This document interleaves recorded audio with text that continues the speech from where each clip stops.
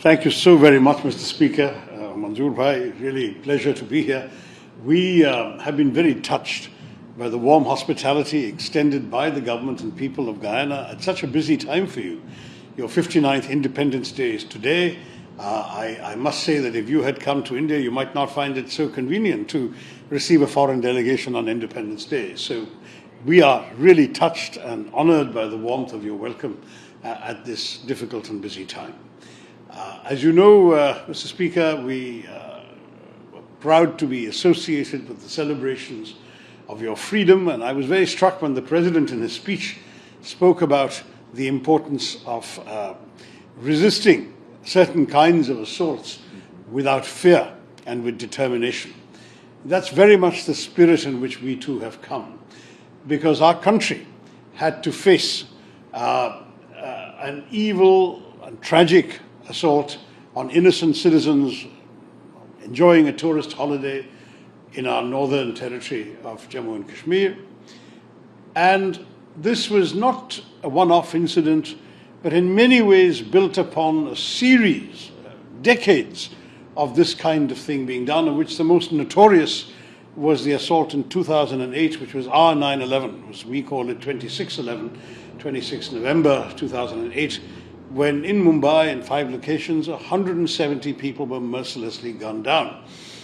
And from then onwards, we have attempted to persuade the world that not only must we issue condolences and sympathies when people lose their lives, for which we're very grateful, but we must also take resolute action, not just against the perpetrators themselves. Very often these perpetrators, in the case of Mumbai, all but one, were gunned down in the course of their evil actions. So not only against the perpetrators, we must bring to justice always, but also against those who finance, sponsor, guide, arm, equip, train, and direct them to come and do this kind of awful act. And for us, therefore, we have come on this mission to seek your understanding, to address any questions or misgivings you may have, and to request that particularly now, in your own political opinion and with the important role that Guyana is playing in the United Nations Security Council, that we hope that we can count on your understanding and sympathy in solidarity with those who, as your President said, are determined to stand up without fear and with determination. Our nation has made it very clear in recent weeks that we have had enough, that they will no longer be permitted to cross a border, kill our innocent people, and walk back with impunity. That is not going to be happening anymore. As far as we are concerned, we are also not going to give in to their evil designs, which include trying to disturb the peace, tranquility, and economy of Jammu and Kashmir, where tourism was a very major mainstay, and that is at the moment the first target, the first victim, apart from the human lives lost.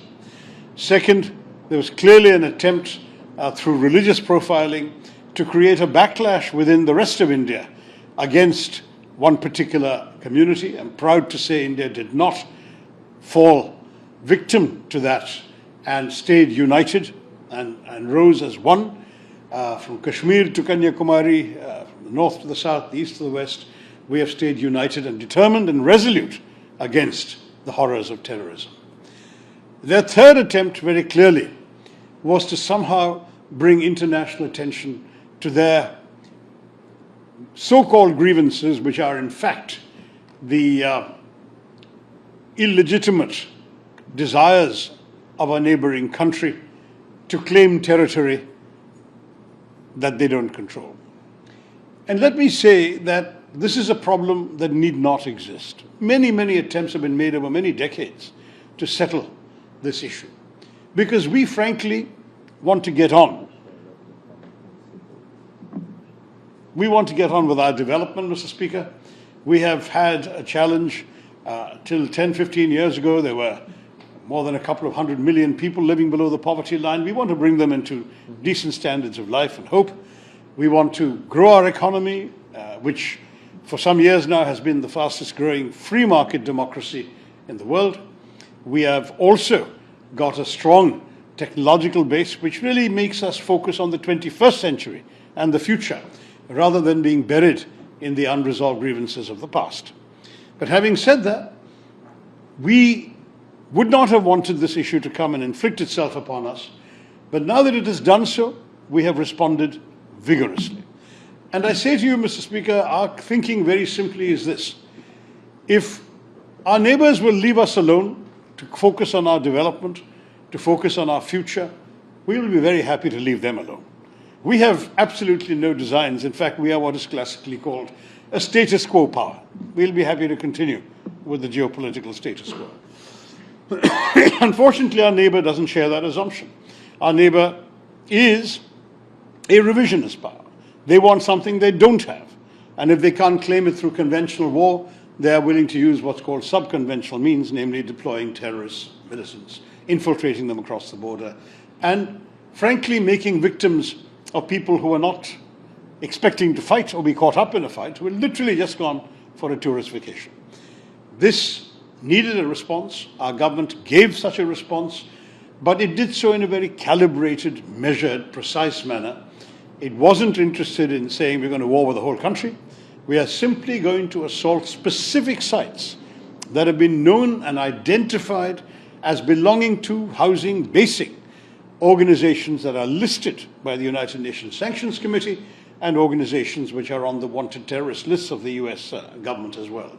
And we hit them hard, but we were very careful to do so at night when there were no civilians likely to be about, to minimize collateral damage.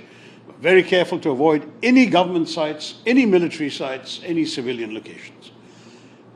Nonetheless, Pakistan chose to respond initially with indiscriminate artillery shelling, which killed 19 civilians on our side of the border, including people in a Gurudwara, a Sikh temple, and in a Christian convent, a Carmel convent.